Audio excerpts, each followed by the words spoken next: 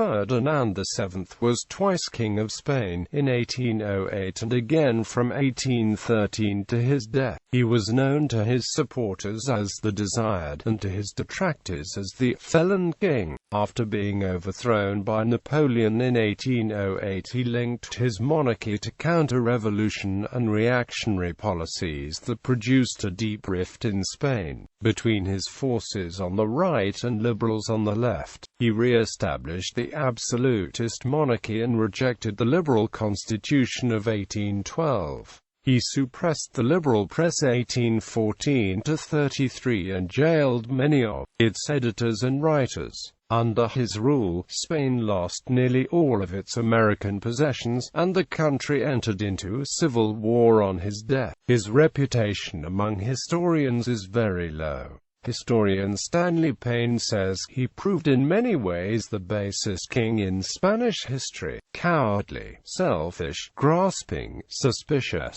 and vengeful, seemed almost incapable of any perception of the Commonwealth. He thought only in terms of his power and security and was unmoved by the enormous sacrifices of Spanish people to retain their independence and preserve his throne. Early life. Ferdinand was ostensibly the eldest surviving child of Charles IV of Spain and Maria Luisa of Parma. Ferdinand was born in the Palace of El Escorial near Madrid. The Queen's confessor Fray Juan Almaraz wrote in his last will that she admitted in articulo mortis that none of her sons and daughters, none was of the legitimate marriage. In his youth Ferdinand occupied the position of an heir apparent who was excluded from all share in government by his parents and the favorite advisor and prime minister, Manuel Godoy. National discontent with the government produced a rebellion in 1805. In October 1807, Ferdinand was arrested for his complicity in the El Escorial conspiracy, in which the rebels aimed at securing foreign support from the French Emperor Napoleon. When the conspiracy was discovered, Ferdinand submitted to his parents' abdication and restoration. Following a popular riot at Aranjuez, Charles IV abdicated in March 1808.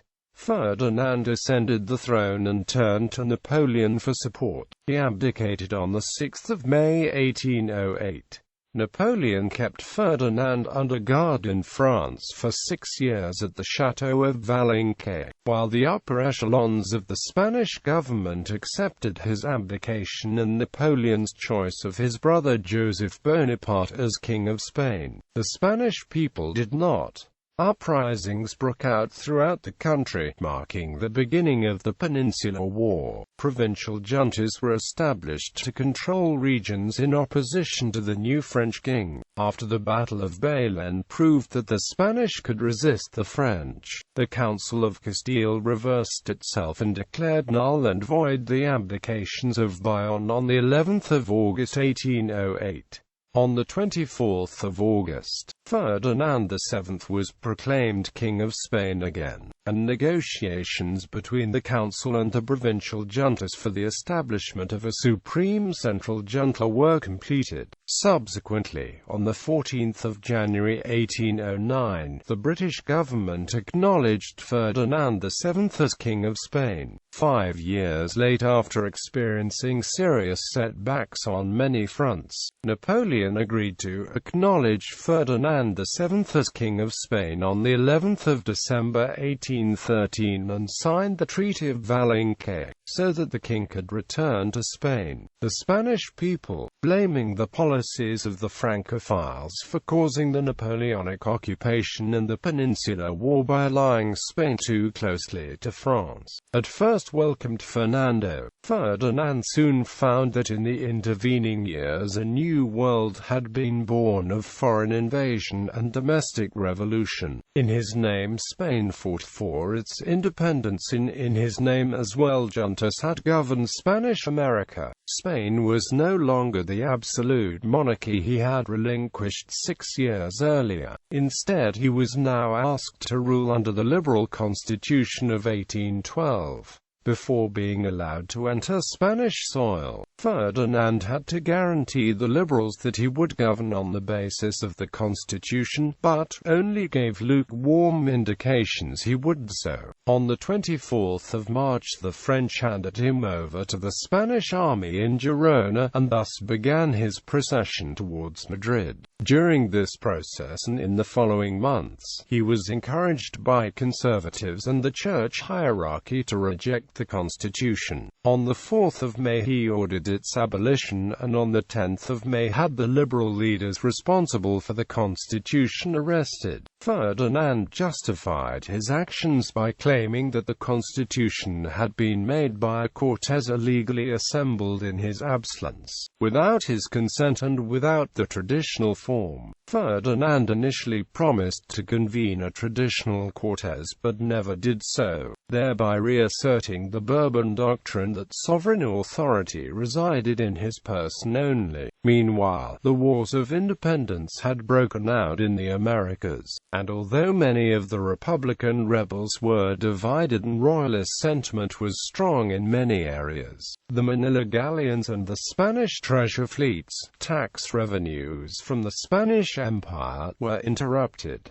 Spain was all but bankrupt. Ferdinand's restored autocracy was guided by a small camarilla of his favorites, although his government seemed unstable, whimsical and ferocious by turns. He changed his ministers every few months. The king, wrote Friedrich von Gentz in 1814, himself enters the houses of his prime ministers, arrests them, and hands them over to their cruel enemies. And again, on the 14th of January 1815, the king has so debased himself that he has become no more than the leading police agent and prison warden of his country. The king did recognize the efforts of foreign powers on his behalf. As the head of the Spanish Order of the Golden Fleece, Ferdinand made the Duke of Wellington head of the British forces on the peninsula, the first Protestant member of the order. Revolt. In 1820 a revolt broke out in favor of the Constitution of 1812, which began with a mutiny of the troops under Col. Rafael del Riego, and the king was quickly made prisoner. Ferdinand had restored the Jesuits upon his return. Now the society had become identified with repression and absolutism among the liberals,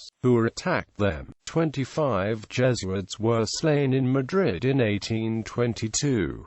For the rest of the 19th century, expulsions and reinstatements of the Jesuits would continue to be the hallmarks of liberal and authoritarian political regimes, respectively. At the beginning of 1823, as a result of the Congress of Verona, the French invaded Spain, invoking the god of St. Louis, for the sake of preserving the throne of Spain to a descendant of Henry IV, and of reconciling that fine kingdom with Europe. Quote, when in May the Revolutionary Party carried Ferdinand to Cadiz, he continued to make promises of amendment until he was free. When Ferdinand was freed after the Battle of Trocadero and the fall of Cadiz, reprisals followed. The Duke of Artois made known his protest against Ferdinand's actions by refusing the Spanish decorations Ferdinand offered him for his military services. During his last years, Ferdinand's political appointments became more stable. The last 10 years of reign saw the restoration of absolutism, the re-establishment of traditional university programs, and the suppression of any opposition, both of the Liberal Party and of the reactionary revolt which broke out in 1827 in Catalonia and other regions.